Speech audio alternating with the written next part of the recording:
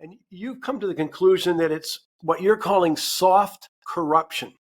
Can you just elaborate a bit on that term for us?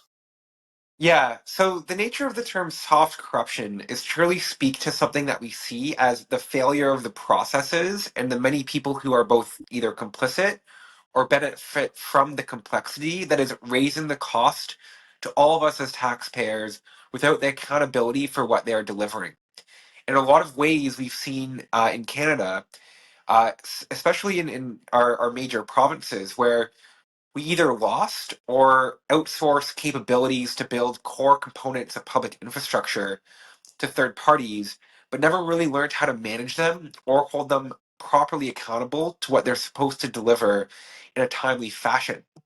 And so the nature of what's happened here is even when you just look at project costs, the cost to deliver, a unit of public good is multiples of what it is in other developed countries. So for example, France is able to deliver a fully underground metro through the center of Paris at about 300 to 400 million dollars per kilometer.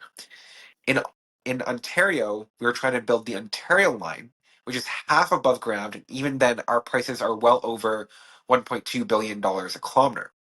And so while we've estimated these costs, which also often go over budget, what we're also seeing is why is it so expensive? And that's where we get into this nature of soft corruption, which is the people and entities and our own rules and processes that result in lost value to the taxpayer despite I don't know poor if there's execution. anybody who hasn't noticed, this constant announcement where we have an infrastructure project, then we find out it's going to be late, then we're going to find out it's going to be significantly over budget. I mean, this is the norm, not the exception.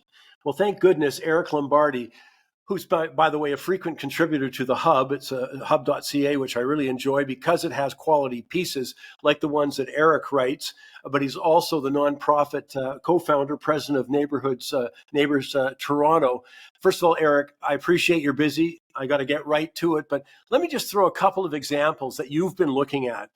Calgary, for example, the Green LRT, initially 46-kilometer venture, estimated 4.5 billion. Now it's just 20 kilometers and 5.5 billion.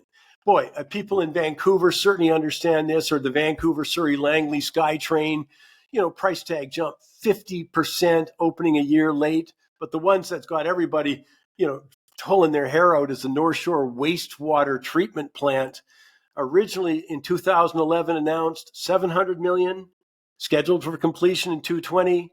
Well, now the completion is 230 with a price tag just under 4 billion. I'll throw one from Toronto. There's so many that you have been examining, but the public-private partnership, Toronto's Eglinton Crosstown LRT, 19 kilometers, 5.3 billion, slated to be opened, nearly 5 years ago, and now it's 12.5 billion. I mean, as a taxpayer, I got a lot of questions, but you've been doing a lot of work on these, and you've come to the conclusion that it's what you're calling soft corruption.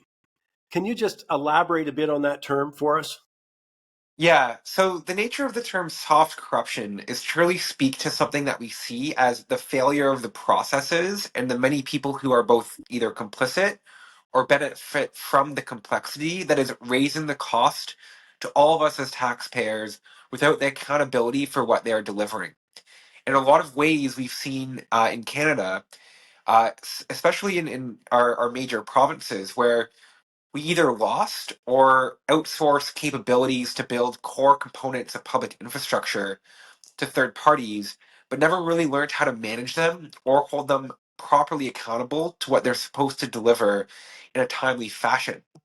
And so the nature of what's happened here is even when you just look at project costs, the cost to deliver, a unit of public good is multiples of what it is in other developed countries. So for example, France is able to deliver a fully underground metro through the center of Paris at about 300 to 400 million dollars per kilometer. In in Ontario, we are trying to build the Ontario line, which is half above ground, and even then our prices are well over 1.2 billion dollars a kilometer.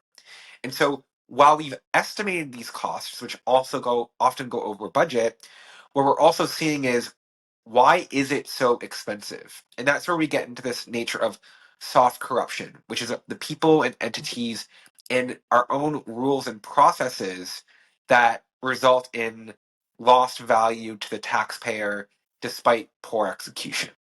Can I take a step aside just for a second and ask, do you get the impression that anyone in government is concerned about this? Like, that it becomes a priority. I should say it's easy to say, oh, that's terrible. No, but I mean a real priority of looking at exactly what you've just alluded to. And they could go to someone like yourself, to get the background, et cetera, and say, we're going to make it more like Paris, or we're going to make, the process we're talking here. Do you get the impression that politicians? I don't. I think they're just happy there's no transparency. I don't get that impression at all. I think, they don't want the transparency because they don't like the scrutiny, and you also don't Mhm. want a scandal. But I think the other thing is with these major infrastructure projects, the benefit that you get as a politician is announcing it. Hey, I'm doing this thing, and it's going to take 10 years. Well, if you hand that bag over to someone else who it'll be delivered for, well, chances are you might not even be elected anymore. So your Yeah. incentive to really see through it that it's been a good job isn't as much of a benefit as when you made that original announcement in the first place. And so the timeline and the political incentive to be, you know, diligent and competent at delivery really isn't there in Canada right now. And I'm smiling because think of how regularly that kind of thing is repeated, and I couldn't agree more that it's about the photo op, it's about the virtue signaling. I mean, aren't we on schedule for 4 million houses by 2030? Except for I can't find anyone in the industry who doesn't think that's absolutely insane. And that reminds me, as you've dealt with this, but I just been talking about those major infrastructure because it's such a price shock, but it works right down to getting a building permit. And I know you've done work on that, but you look at the length of time for a building permit and you wonder which part of the process is absolutely essential. But I mean, what was it? You were writing that in Toronto, it's what, about 25 weeks, something like that. And No, the sorry, people it's in, 25 months. months. Oh, I'm Over sorry. 2 years to get a building permit issued. And for those who are listening to this dialogue, developed country like Denmark, which is Mm-hmm. not known for having poor environmental standards or poor labor standards or even cheap labor, is able to issue building permits in, on average, 64 days or 2 months, a Yeah. tenth of the time it takes in a city like Toronto. And Yeah. so I think what's important for people to understand is the complexity of our regulations and the complexity of our processes will be told to us that they're supposed to stand guard against corruption. The complexity is there to protect us from those things. But because the complexity hides so much, it actually creates a lot more space for these things that we don't want to see. And if we had a system that was more transparent and also simpler and easier, not only would you have more activity among the businesses who are trying to do good and deliver properly, but you would actually have less avenues for abuse of the taxpayer fund. I mean, this is a big subject, but before I leave just that aspect, because there's another I want to go to, there is, yeah, there's no reward for accountability. The transparency is brutal. It's always just like, for example, I mentioned that wastewater treatment plant in Vancouver. We didn't get any sort of updates along the way. It was just all of a sudden you've got a big problem that's going to be directly related to your property tax bill. It seems like forever, Yeah. But so, I mean, they really do have consequences. You just mentioned the building permit process for housing. Well, that adds to the cost because the developer sitting on a piece of land they're paying for. They may have a mortgage on it. They're paying taxes on it. So that's getting added on for all the talk of affordability caring. We care about affordability. That process alone adds, at times you're talking The really big estimate in money Toronto for every single unit of housing that could be built, if not for the building permit, is about $5,000 a month. a month. So when you see Wow. a 25 month average, you're actually looking at about $100,000 in process cost just for the delayed in time, not just to mention the soft costs related to the consultants and lawyers to help you submit all your documents, etc. Mhm. So, we do have a real process problem, And the nature of municipalities means every municipality actually has different requirements, just upping the complexity if you're trying to deliver anything at scale. And so, the process problem, and what I would say is like the process princesses who inhabit those spheres of government have really created a systemic problem for us to build the public goods that lead to higher quality of life. And I'm not going to say I'm a libertarian here. I actually do think there is a role for more state capacity in general to be responsible for delivering far more projects. Yeah, but as you say, you're not debating, or we're not debating. Do we need housing? Of course we do. Do we need certain infrastructure? Of course we do. But when there's no cost benefit analysis and we're squeezed financially, and not even an appreciation, as I say, in the housing sector, the restrictions are preventing the very supply that I think most people agree we need, and adding costs, and yet politicians talk affordability. It's an important subject. I mean, someone should be looking at these processes, as I'll go back and repeat myself, but come on, when you're saying Denmark, and maybe Denver too, by the way, but when you're saying Denmark can have that approval process in a fraction of the time, sort of 2 months, shouldn't someone be looking and saying, how do they do that? It would seem pretty fundamental. It is pretty fundamental, but I do think we have a challenge in our politics here in talking Mm-hmm. about systems and their capabilities. So, I was in the hospital recently. I'm fine, but when I went to my family doctor, she sent them a fax, basically an email that comes through a phone machine of all the details about why I was going to the hospital in the first place. And nurses kept asking me the same questions that they could have had access to.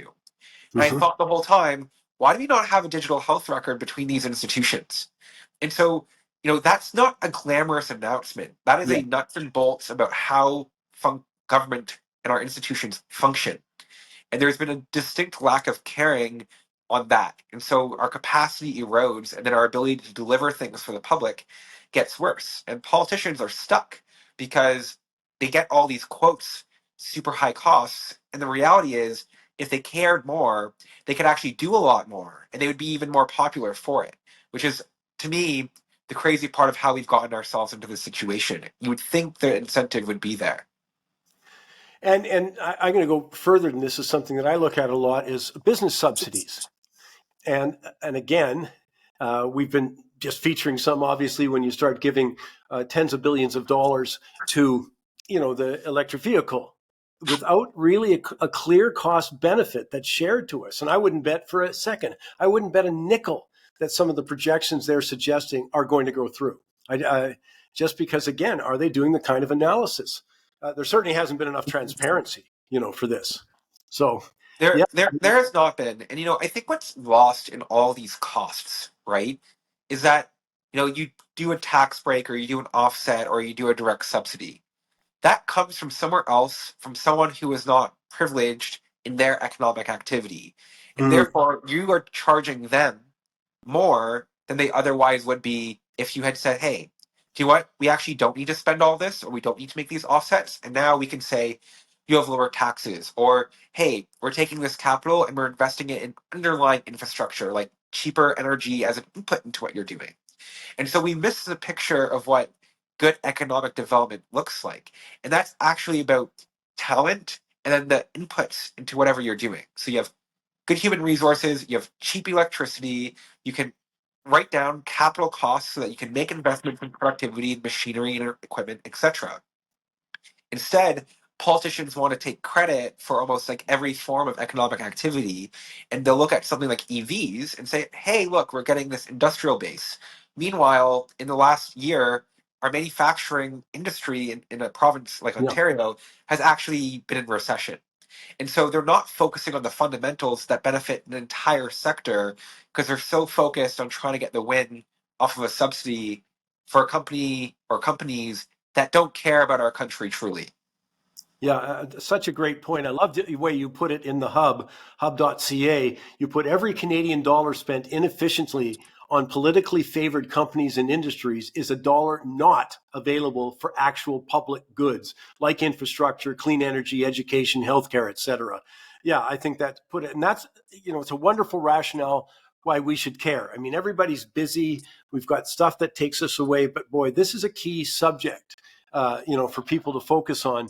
Tons of money, tons of it wasted, tons of it could be done more efficiently. I mean, my list, I'm not going to take a breath and I'm going to keep listing this out there. Yeah. But Eric, I just want to thank you because I know you got to go. So I want to remind people, just go to the hub.ca, the hub.ca.